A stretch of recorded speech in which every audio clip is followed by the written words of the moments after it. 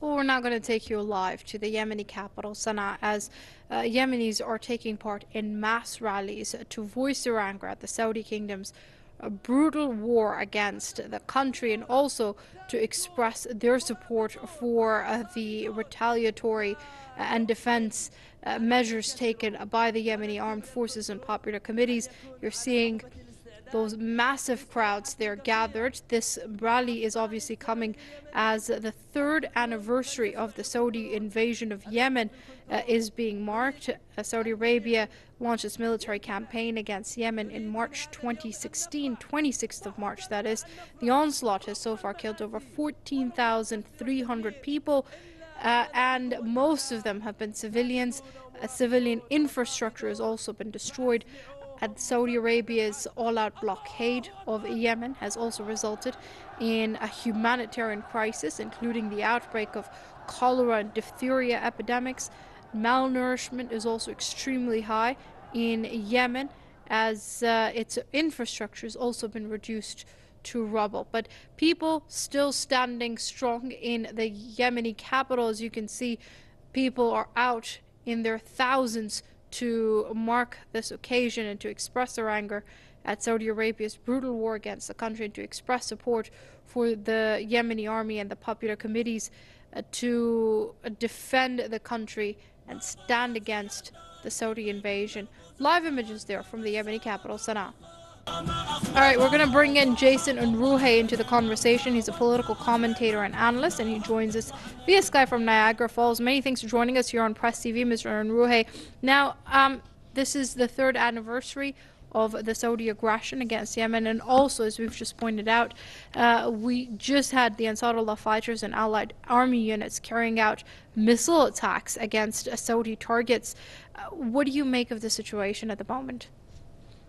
Well, I think this is a good reason to celebrate. The people of Yemen really have no choice but to defend themselves in this situation, especially with the Western international community specifically, really looking the other way on the terrible human rights catastrophe that is going on right now inside the country with the Saudi attack on them. In such dire times like these, and any kind of celebration, any kind of coming together of people to celebrate, frankly, anything would lift the spirits of a lot of people, and it's probably something that is incredibly important for the morale of the people inside of Yemeni right now. This is probably saving the lives, if not the minds, of quite a lot of people inside the country. Right now, Mr. Unruhe, of course, this is a time of reflection as well, because it's been 3 years of non-stop Saudi aggression against the Yemenis. Despite the celebrations, 14,300 people dead, a humanitarian crisis with cholera and diphtheria epidemics, a civilian infrastructure that is in rubbles, and yet Yemen stands defiant.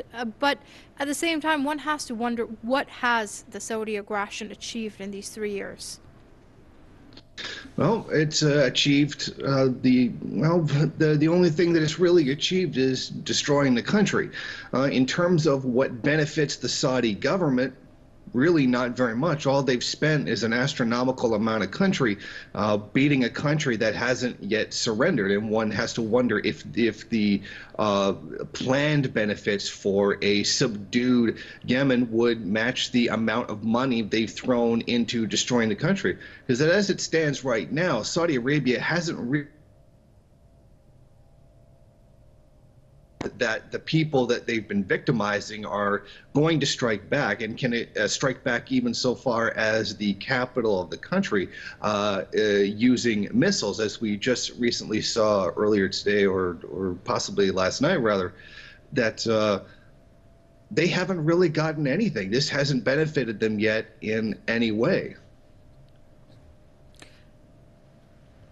Right now, Mr. Unruhe, also at the same time, let's not forget that United Nations Security Council resolution that puts an arms embargo on Yemen. There was a lot of condemnation during that session of Yemen for its retaliatory missile attacks in Saudi Arabia. No doubt the mainstream media, Saudi officials and their allies are going to condemn Yemen for this missile attack. But it's interesting how there's very little condemnation of the 3 years of incessant bombing by Saudi Arabia that has resulted in civilian casualties. But Yemen, it seems, doesn't have a right to retaliate. Oh, this is an absolute travesty. This is it, if anything, an insult to the dignity of Yemen, and really strips bare the face of many of the countries inside the UN. Saudi Arabia has had a free hand to carry out the most destructive invasion, bombings of Yemen for the past 3 years. And the international community, specifically the Western countries, have been completely silent about it. They haven't shown any kind of moral outrage towards this injustice that have been carried out. And in fact, the United States, the UK has had the Saudi king come over, acted like they were best friends, posed for photo ops, and sold them weapons. The greatest irony here that they're denouncing Yemen for defending itself in its own limited capacity, yet at the same time they're funneling weapons to the people that are causing the problem to begin with. The United States primarily is guilty of selling the weapons to Saudi Arabia that are being used, and to a lesser degree Canada as well. Canadian Prime Minister Justin Trudeau approved the sale of billions in weapons to Saudi Arabia to attack Yemen. Yet all these three countries talk about how they're supposed champions of human rights. They talk about how much they care about trying to promote peace around the world, and then they go and they denounce the Yemeni people for defending themselves. I mean, this would be a farcical, almost funny, if the situation were one that was leading to the deaths of, but frankly, given all cases combined, probably hundreds of thousands of people. It's frankly, from a human rights perspective, from just a view of human dignity, it's frankly disgusting.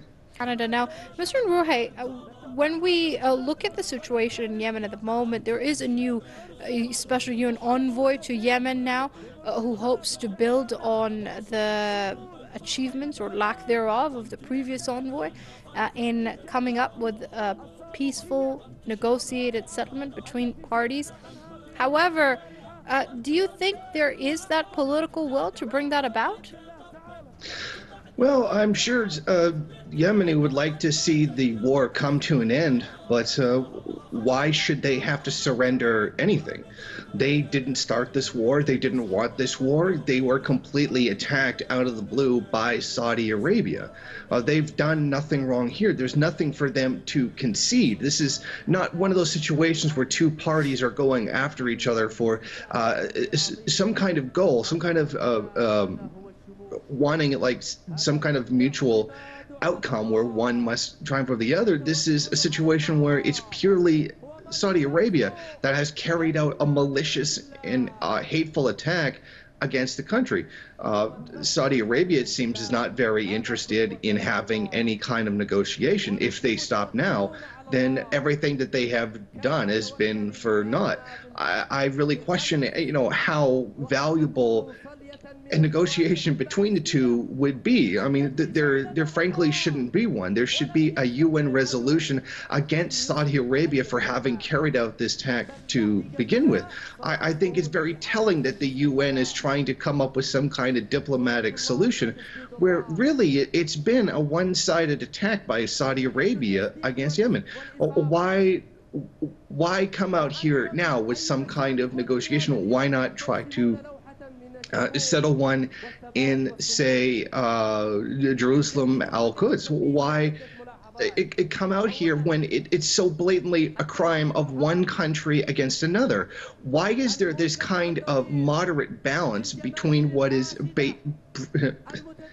really just one country attacking another? I think this, frankly, in my opinion, shows a kind of spinelessness on behalf of the UN, and I really feel that this is something that the U.S. is causing. The U.S. has been backing Saudi Arabia this entire attack on Yemen, and the U.S. wields a significant amount of power inside of the UN, not just from its military capacity, but its ability to fund the UN as well. And I think that the U.S. is probably manipulating this to try to come to some kind of uh, mutual agreement between the two sides. I mean, this when a criminal breaks into your home to cause harm to you and your family, you don't reach some kind of an agreement. The criminal wasn't looking for some kind of a bargain. He was looking to harm you. And I think that's a really good way of putting it. It's it's it's really baffling to me that the United Nations would act in this way when they're in full knowledge of how this situation really is. Right, but Mr. Unruhe, when we talk about the Saudi aggression on Yemen, the portrayal and public perception, at least when you look at the mainstream Western media and Saudi Arabia and its allies, it's never shown as though Saudi Arabia is unlawfully attacking Yemen. The perception shown is extremely different to what the facts are on the ground. Do you think there needs to be more of a concerted effort to change that public understanding of the situation when it comes to Yemen? Oh, absolutely. The mainstream media in the West, the media coming out of the imperialists, has been absolutely atrocious. You could almost call it a war crime itself for how dishonest that they have been. What sparing coverage this situation actually gets, uh, it's almost as though they don't really care that this is going on. If you manage to catch this on another network where they manage to cover it maybe 1 or 2 minutes, they usually just give a brief overview of what has happened in the past 24 hours.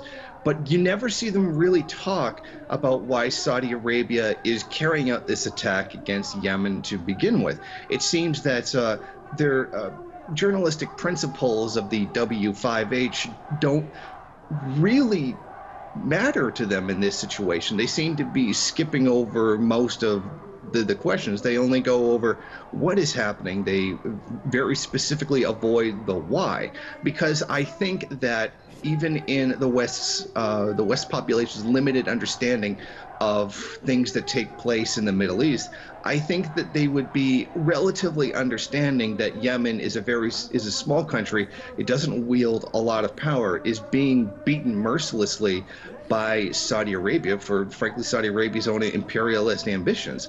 And I think that this is sparingly covered because largely, unfortunately, as it goes with a lot of Americans, if it doesn't happen in their backyard, then they don't really care what's going on. But I think those who do care, those who would pay attention, are being kept from having a lot of the information that's been going on. Because I think that some people would show some kind of outrage towards this. I think it's very difficult to honestly or even dishonestly portray Yemen as some kind of a bad guy in this situation. I don't think that even with their industrial magic when it comes to editing and commentary, that you can really push Yemen as some kind of evil power that is this coming from Saudi Arabia. I'm certain that this is the kind of narrative that they would like to push if they could, but I just don't think it's possible in this situation. You ask most Americans, they probably haven't heard of Yemen before this whole incident take place, and probably couldn't point to it on a map. So their understanding is very, very limited. And that limited understanding is helped tremendously by the Western media, which is largely refusing to cover this. And what little coverage there is doesn't really say very much at all. It merely gives a few facts that this was bombed or that was bombed, but they don't go into why the situation has happened. So a lot of the lack of knowledge about this situation is a direct result of the mainstream media refusing to cover it. And I don't think it's anything controversial to say that they have deliberately covered this up on purpose. You know, they'll give token mentions, but they won't really talk about it. And I think that's it's easier for them in this situation to not say anything than it is to craft a lie for them. Right now, Mr. Unruhe, getting back to the retaliatory missile attack that just took place last night by the Yemeni forces and allied army units, one has to wonder, is that how many more retaliatory missile attacks will be needed for this war to become too costly for Saudi Arabia? Or do you think when the US signs these billion-dollar arms sales deals and looks the other way when it comes to the Saudi aggression against Yemen and its war crimes against the people of Yemen, that Saudi Arabia doesn't need that political will or doesn't have that political will to pull out? Think that it's going to take a lot to make Saudi Arabia actually stop. I think it will probably come down to more of a situation of how much money is this going to cost Saudi Arabia.